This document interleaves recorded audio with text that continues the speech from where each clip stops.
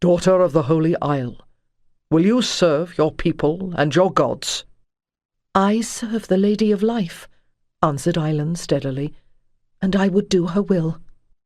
"This is an hour of omen, when many paths may meet, but only with your consent, for the way that opens before you will require that you give everything, and if you follow it, you will find scant understanding or reward." He moved around the edge of the pool. "And what do the omens say this hour is propitious for?"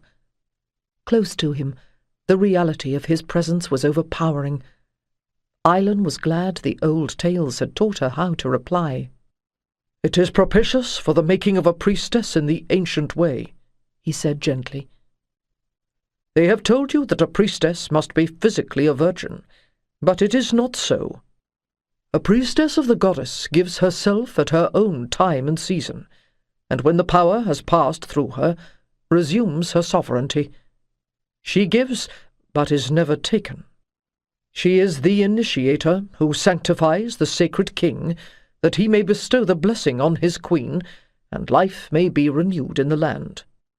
"And that is what you want of me?" Eilan realized that she was trembling.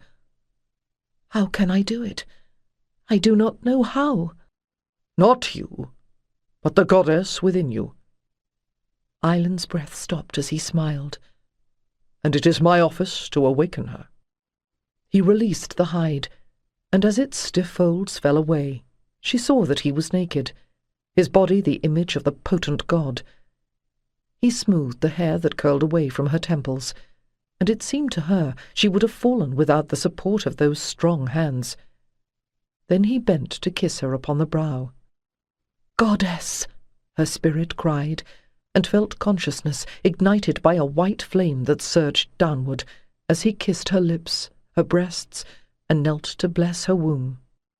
In that moment she was aware of her own essence as she had never been before, and yet at the same time all selfhood was subsumed in another, and whether that presence was a part of her or she of it, or her, Eilan could not say. What she knew beyond question was that in a sense that surpassed even the comfort of Gaius's arms around her, she was no longer alone. Eilan burned, and was not consumed, and it seemed to her that the voice she had heard sang in tones of flame. "The enemy you would conquer, you must love. The law you would fulfill, you must defy. The thing that you would keep, you must now give. Thus will you have victory. Daughter of Druids, through you the dragon will be reborn." Her awareness flared with images of blood and splendor, battles and stone cities and a green tor above an inland sea, fire and sword, and finally a fair-haired man with Gaius's eyes, who rode to battle with the image of the lady on his shield.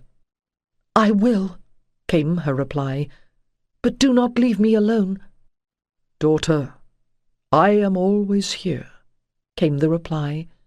"Thou art mine, from age to age, while time endures." She knew that she had heard those words before, that this was only the renewing of an ancient bond, but the love that lapped her was becoming a sea in which she drowned, a light in which all awareness was consumed.